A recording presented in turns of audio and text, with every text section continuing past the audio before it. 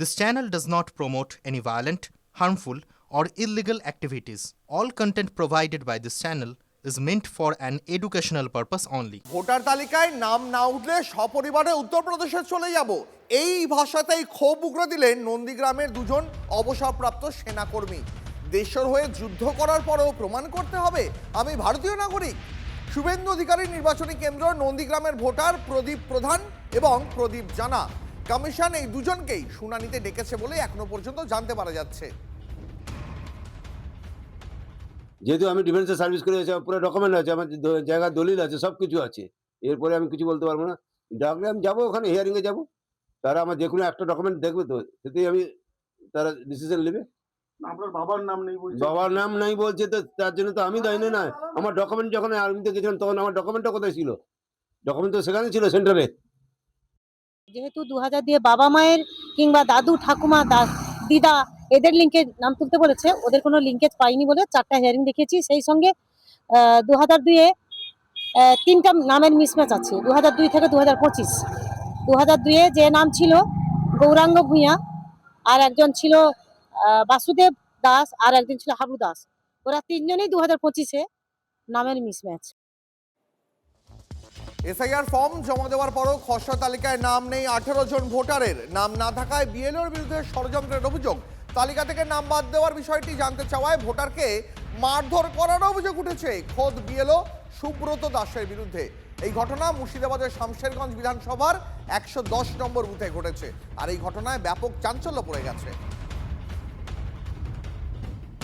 আর voter card থেকে নাম কেটে দিয়েছে, জমা দুবার ভোট দেওয়া হয়েছে, একবার দেওয়া হয়েছে, নাম কেটে দিয়েছে। দেখতে পেলো ওই লেগে এসছি, নামই করার লেগে।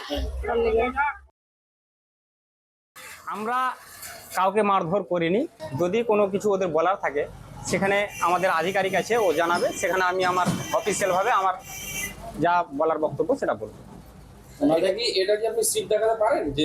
দেখুন, ব্যাপারটা এটা বিতর্কিত ব্যাপার আছে। আমি চাই প্রত্যেক ভোটার যেন সুস্থ স্বাভাবিক থাকে, ভালো থাকে, কোনো কারোর সঙ্গে আমার সম্পর্ক খারাপ করা অবনতি নয়। একদিকে আমাদের নির্বাচন কমিশন একরকম নির্দেশ দিচ্ছে, আমাদের ভোটার একরকম বলছে, আমরা থাকছি মিডিলে। এর সঠিক আমরা হয়তো কোনো জায়গায় জবাব পাচ্ছি না বলে একটু সমস্যা হয়েছে। তো আমি চাইবো যাতে সুস্থ স্বাভাবিক ভোটার থাকে, কোনো নির্বাচকের যেন সমস্যা না হয়, সেটা আমাদের দেখার একজন বিএলও হিসেবে। খসড়া তালিকা থেকে বৈধ ভোটারের নাম বাদ।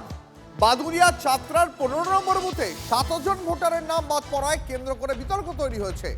ওই ভোটারদের দাবি 2002-এর তালিকায় তাদের নাম ছিল, এসআইআর ফর্মও তারা ঠিক মতোই ফিল আপ করেছেন, তা সত্ত্বেও তাদের নাম বাদ পড়েছে বলে অভিযোগ। এই নিয়েই শুরু হয়েছে রাজনৈতিক চর্চা। বিএলওর দাবি বিডিও অফিসের সার্ভার ডাউনের জন্যই এটা হয়েছে। আমার 2002 সালে ভোটের লিস্টে নাম আছে, তা সত্ত্বেও আমাকে বাদ দেওয়া হয়েছে। কেন কি বুঝতে পারছি না। এর জন্য আমরা খুব ভয়ে আছি, আতঙ্কিত আছি।